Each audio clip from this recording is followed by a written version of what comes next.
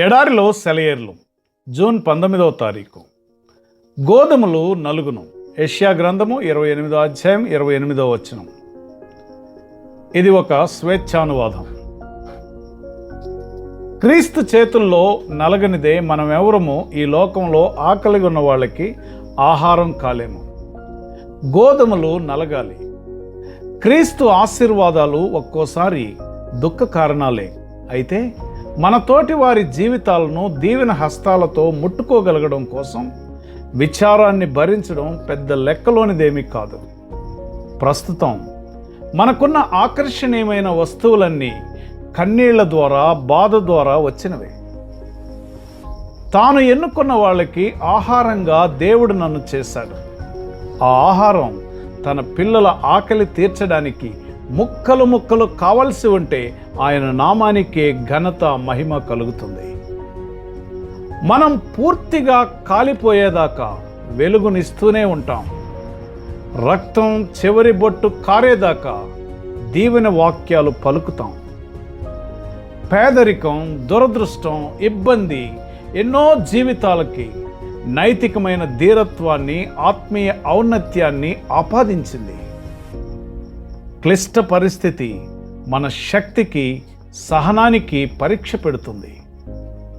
ఆత్మకున్న అత్యుత్కృష్టమైన లక్షణాలను వెలుగులోకి తెస్తుంది. పాతకాలపు గడియారాల్లో వేలాడే బరువులే దాన్ని తిరిగేలా చేస్తూ ఉంటాయి. చాలాసార్లు నావలు నౌకాశ్రయానికి చేరడానికి పెనుగాలులే తోడ్పడతాయి.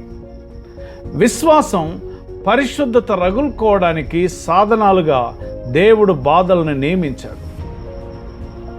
బైబిల్లోని ఒక అతి ప్రాముఖ్యమైన వ్యక్తిని దేవుడు నలిపి పిండి చేసి ఆకలి గల వారికి ఆహారంగా తయారు చేశాడు.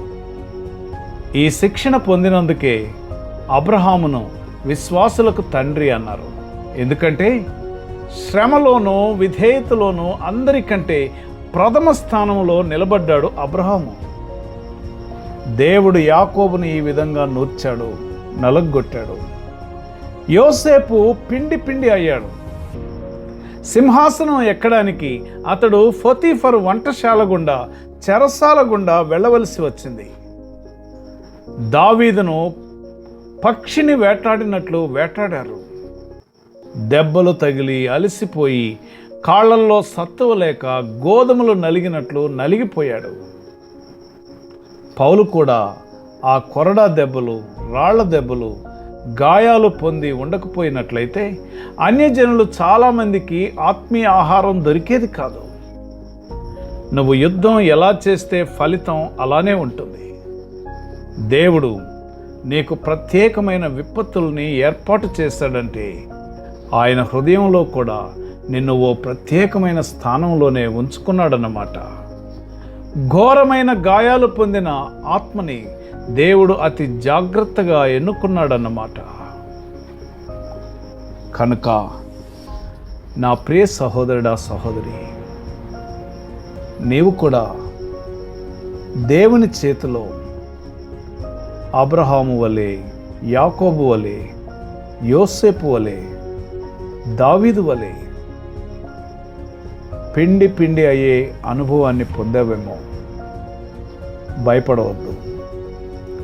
దేవుడు నీకు కలిగి ఉన్న గొప్ప భవిష్యత్తు కొరకు ప్రభు నిన్ను సిద్ధం చేస్తున్నారు. విశ్వాసంతో ఆయన చేతుల్లో వాలిపోయి దేవుడు నిన్ను ఎలాంటి వ్యక్తి కావాలని కోరుకుంటున్నారో ఆ వ్యక్తిగా నీవు ఎదిగే వరకు దేవుని స్థిరమైన చేతుల్లో నీ ఉండునట్లు ప్రభువు నీకు సహాయం చేయనుగాక. ఆమెన్.